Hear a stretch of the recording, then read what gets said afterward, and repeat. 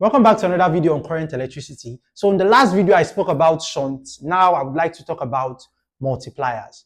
In the last video, I said a galvanometer can be converted to an ammeter by connecting it with a low resistance shunt connected in parallel. But here, a galvanometer can also be converted to a voltmeter. A voltmeter is a device or an instrument used to measure the potential difference of the material. So a galvanometer can be converted to a voltmeter. How does that work? So a galvanometer can be converted to a voltmeter simply by connecting a high resistance multiplier in series with the galvanometer. You can see this connection here. The high resistance multiplier is connected in series with a galvanometer. So this series connection of a high resistance multiplier is what converts that galvanometer to a voltmeter. So in the parameters here, we have Ig as the current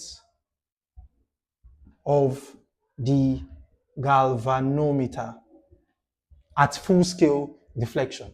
And we have R here as the resistance of the multiplier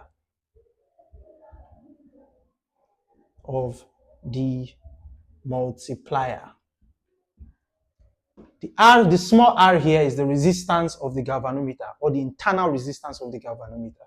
So the resistance of the galvanometer. What else do we have? We have V1. V1 here is the potential difference or the voltage for the multiplier. So the voltage or the potential difference across the multiplier. The potential difference across the multiplier. That is for V1. And for V2, it is simply the potential difference across the galvanometer. Potential difference across the galvanometer. So Ig, current of the galvanometer, big R, resistance of the multiplier, small r, resistance of the galvanometer. V1 is the potential difference across the multiplier, and V2 is the potential difference across the galvanometer. So there is a big V here, and that big V is what gives us the combined voltmeter. So the readings of the voltmeter is the big V here. For the sake of space, let me do the big V calculation here. So the big V is simply equal to V1 plus V2. So this is the voltmeter reading is equal to the potential difference across the multiplier plus the potential difference across the galvanometer. So V is simply equal to what? Ig times, now what is the resistance for V1?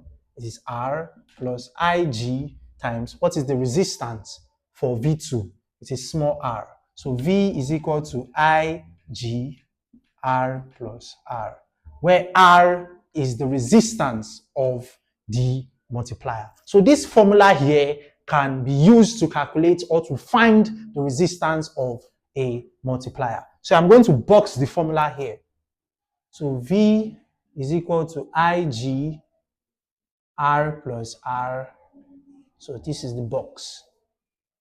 We'll be using this formula in the next example.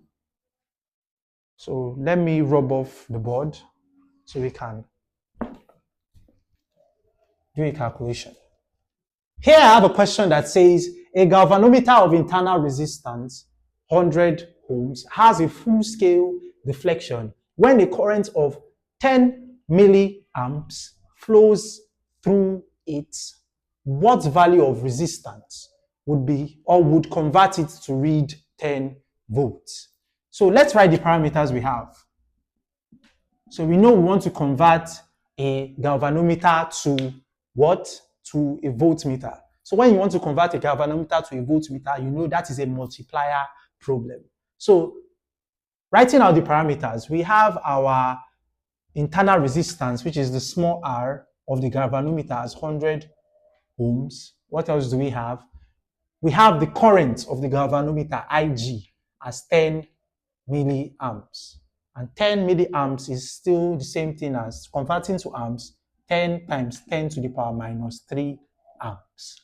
Fine, because milli is 10 to the power minus 3. So what other parameter do we have? We have the voltage, or the volt reading, as 10 volts. If you can remember or you recall from our previous derivation that V is equal to Ig, open bracket, big R plus small r.